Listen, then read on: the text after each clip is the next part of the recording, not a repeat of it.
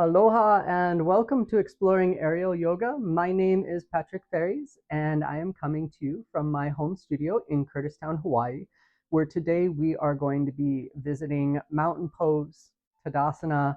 I know there's so many variations of mountain pose and we always come back to it. So this is really good to know when we're in the fabric inverted. When we are inverted, it changes our position, of course, not just with blood flow head below heart, but our feet position and how we lock.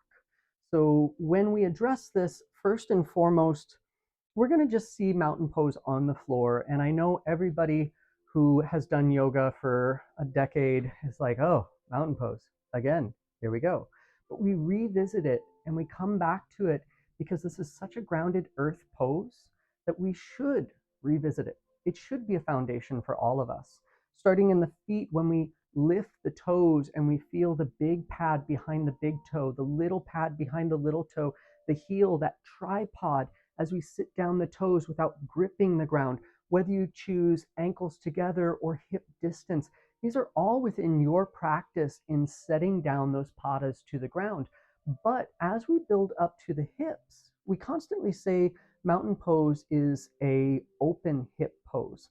A lot of people would argue it's a neutral pose. Some people would even say it's a closed hip pose.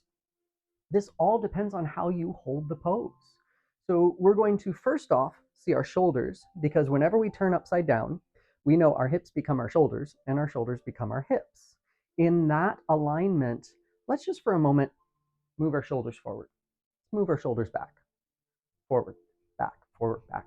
Give me a butterfly or a bird. Maybe you'll start flying here. And the idea is that our shoulders can move like that. Do that with your hips. Open your hips. I'm opening my hips. Close your hips. I'm closing my hips, but my hips are not able to do this. So how do we open and close the hips? Well, it's not the hips that we're working with. It's the legs, it's the spine, it's our core, it's everything around the hips, because the hips are connected to all of those muscles and all of those bones. So as we're standing in just a gentle standing pose, it doesn't even have to be a mountain pose, stand, feet forward. Take one foot, move the foot to the side. Maybe you're hip distance, but you're still moving one foot to the side. Notice maybe your foot that's coming forward, maybe your hips want to turn.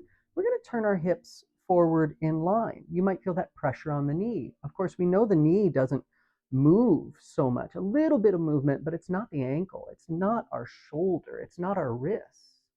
So give a little plie here. That hip opens. The tailbone drops. Let's stand back up. Let's take that foot forward.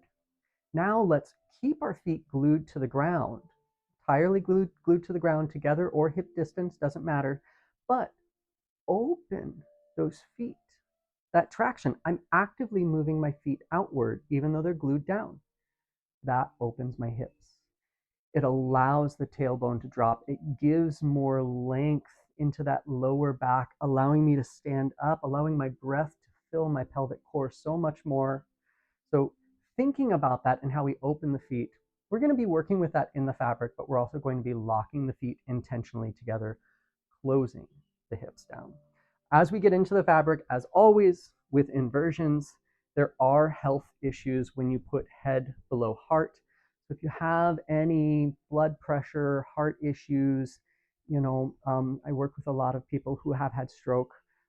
Be aware and always work within your capacity.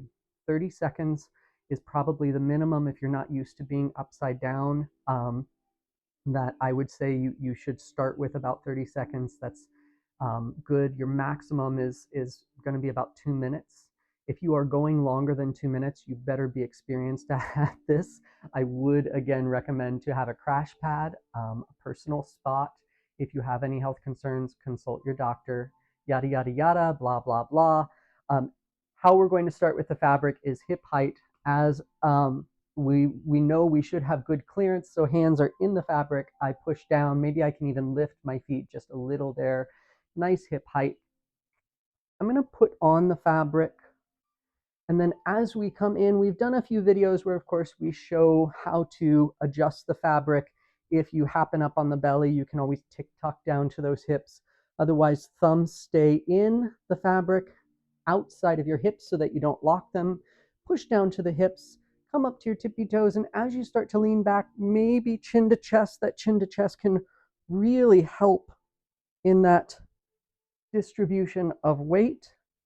As you find yourself coming back, maybe lifting the toes, do not lift your hands off the fabric until you are locked in. Legs always go wide for safety.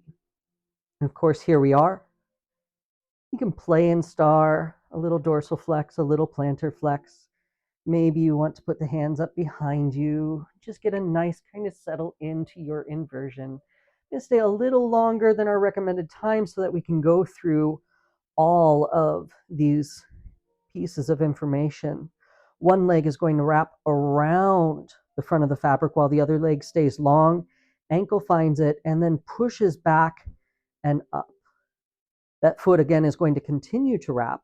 And in this point, this might be too tight for some people in the thigh, which is why the foot will naturally externally rotate. Other leg, now that you're locked in, can come back in. Again, shoots up through the front. See how that foot is through the middle?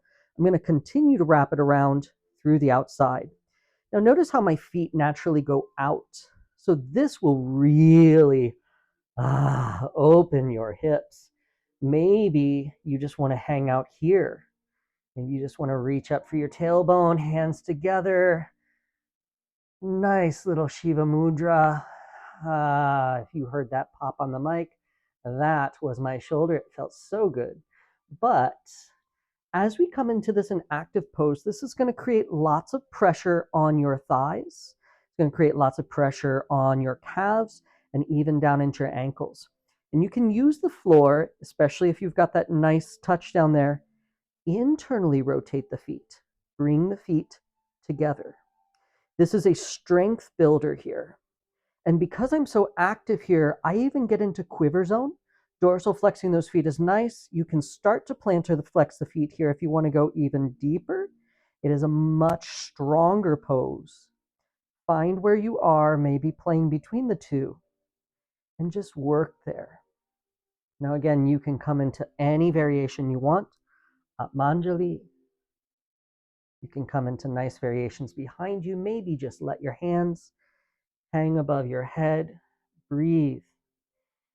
Deep, be long.